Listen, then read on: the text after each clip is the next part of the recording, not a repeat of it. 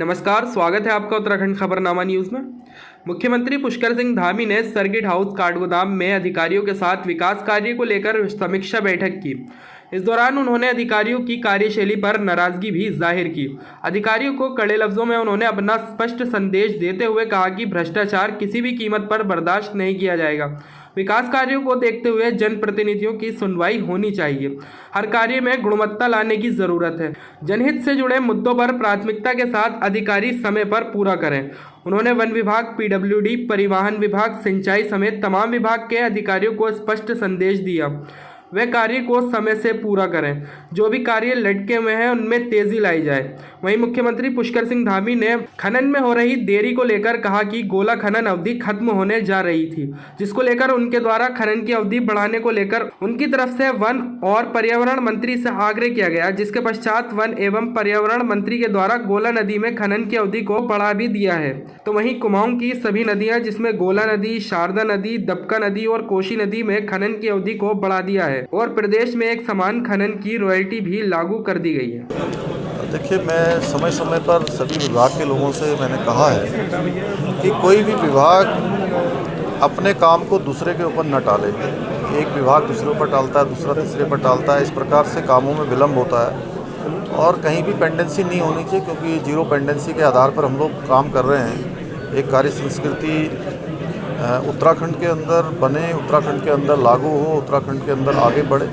इसके लिए मैंने जितने भी विभाग यहाँ पर आए थे, जो पिछली बार की समीक्षा जो हुई थी उस समीक्षा में बात करी है। दूसरा, हमने कहा है कि समय समय पर कुछ इस प्रकार की बातें आती हैं कि कुछ भ्रष्टाचार के कारण से भी कई जगह पर काम होने में दिक्कत होती है। इस प्रकार की शिकायत नहीं आनी चाहिए। इस पर बिल्कुल 1% का भी जीरो टॉलरेंस के आधार पर हम लोग काम कर रहे हैं। तो पारदर्शिता नीचे तक दिखाई देनी चाहिए। उसमें कहीं भी कोई दोषी पाया जाएगा तो जो 1064 हमने नंबर जारी किया हुआ है उसको और हम सशक्त बनाएंगे और उस पर मजबूती से काम करेंगे।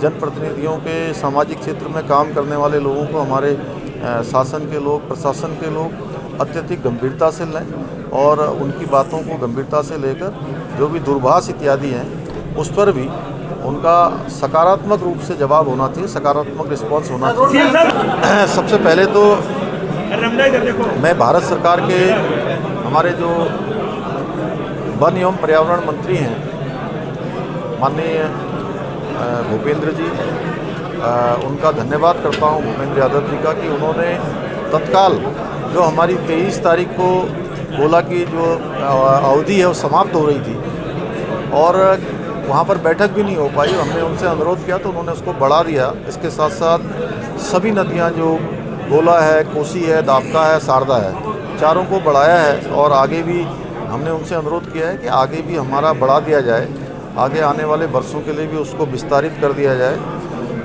और साथ ही एक रॉयल्टी का मामला जो लंबे समय से चल रहा था, जो मैं समझता हूँ कि काफ़ी पहले से लोगों की मांग रही है, उस मामले में भी एक समान रॉयल्टी का आदेश हमने किया है। हमारी कैबिनेट ने इस पर फैसला लिया है।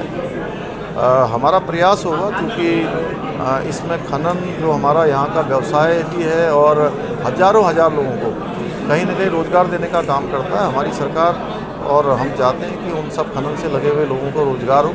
साथ ही में हमारे यहाँ का एक बड़ा राजस्व प्राप्ति का भी साधन है। तो निश्चित रूप से हम पूरी तरह से गंभीर हैं और हमारा प्रयास होगा कि ये जल्दी से काम हो सके।